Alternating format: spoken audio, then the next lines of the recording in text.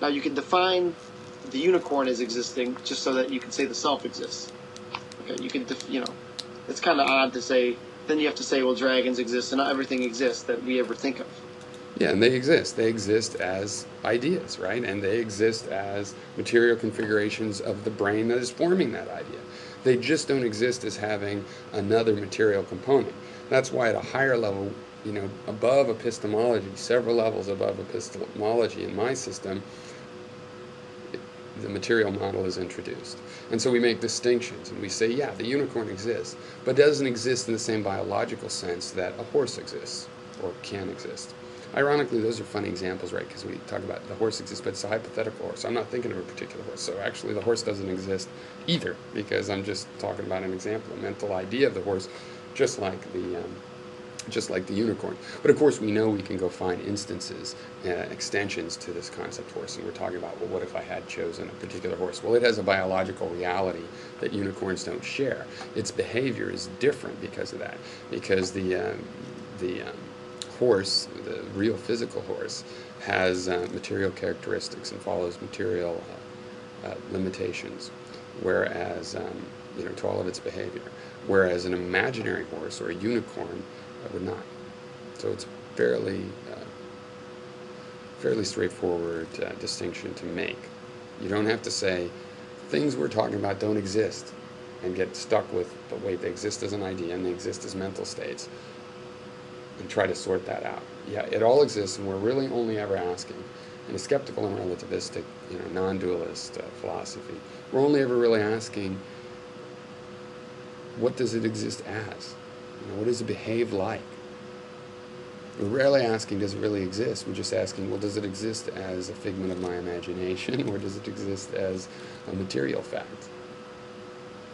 And then you define a more, basically a more important form of existence where it actually does exist.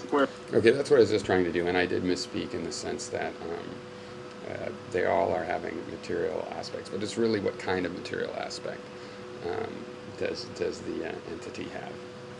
Is it just a brain state material? Is it materially just a brain state, or does material have these biological behaviors? Or you could stop thinking of it and it's still there, or other people are in the room, they all perceive it. You got to define that type of existence also. So, but even if you... Well, okay, we can define biological limitations.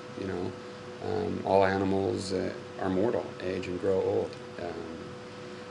At least horses, and unicorns don't do that. They don't follow those biological rules. Your picture of a unicorn does not have to age, and neither does your picture of a horse have to age, but a real biological horse would. There's plenty of room for distinctions between what things we're talking about exist just as mental states and which exist as mental states and material systems beyond mental states. To define that as existing, you would still have to admit that the self doesn't think or feel or do anything. Okay? I don't follow why that. Imaginary things can't actually do things. Well, they can the way you just defined imaginary. My dreams are moving. Things are being done. Oh, but not in the external material world. All that's being done is my mental states are being changed. But my mental states are material, so that's material changing. Okay, if you imagine a unicorn thinking, that unicorn is just still not thinking. Okay. Okay, well, I think I've addressed that. I don't think you can say whether the unicorn is thinking. The definition of thinking actually comes into play here. I say that if something is behaving as a result of thought, then it is thinking. Okay, and the unicorn dancing through the meadow in your dream is definitely behaving due to thought, specifically your thought. All right. Hopefully you'll buy that. I did. So I guess I'll reconcile a few things. First of all, so if anyone ever says, I think that football is, boring, then that's a false statement, because the self-I, what they're referring to, does not think. So to ever say I think or I feel, it's always a false statement. Actually, how I'm presenting it, it would be there's a self model in the brain, one module of the brain that spins this concept of a self. I mean, I'm sure it's probably distributed and everything, but so some parts of the brain are modeling the self, and say another part of the brain has a certain reacts in a certain way towards football, or more easily, let's say, reacts a certain way when a hammer is presented. It recognizes it as a tool. Let's say a certain module of the brain recognizes a hammer as a tool, and then that recognition is then tied in with the information of a fantasy self, and then the conscious experience of a self recognizing the hammer is created. I mean, it's not that hard to imagine how the brain can do that. Well, it's really hard to imagine how exactly it can do it, but just roughly. Okay, it's not the brain does more complicated things than that we know of already, so it's really not even a big deal. I mean, it's kind of odd that it can make it conscious, but we're not really talking about that right now. So, I mean, so I guess that's a pretty good example. So technically speaking, whenever so I would say strictly speaking, no such things as selves ever did exist. So no one's going to die, but no one was born.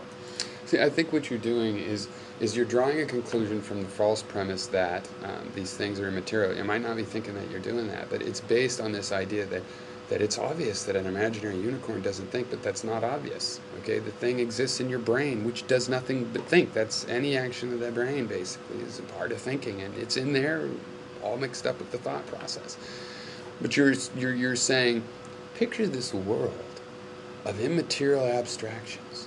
Imagine that your visions in your head, like of a unicorn, are one of these immaterial abstractions. Then realize that your picture of yourself is also just the same kind of abstraction, therefore an immaterial abstraction that can no more behave or feel than any other immaterial. Well, that's the whole point of giving up that. That it's all material. Everything being material shows everything behaves. And so yeah. In other words, this is Metzinger's conclusion. I'll put a link in the description box. And I'll introduce studies as I need to back up this picture of the world. Also, I guess I should say, strictly speaking, if you were going to define your conscious experiences, because like I said, it's false to say I think X. Instead, you could say there is the experience of an I thinking X. That would be correct. There's the experience of a self thinking about peanuts. Yes, but I'm thinking about peanuts, or there is a self thinking about peanuts. Actually false. Okay, here's where we actually would agree again, because that's all I'm saying, is that there's an experience of thinking. That's what thinking means, okay, for us.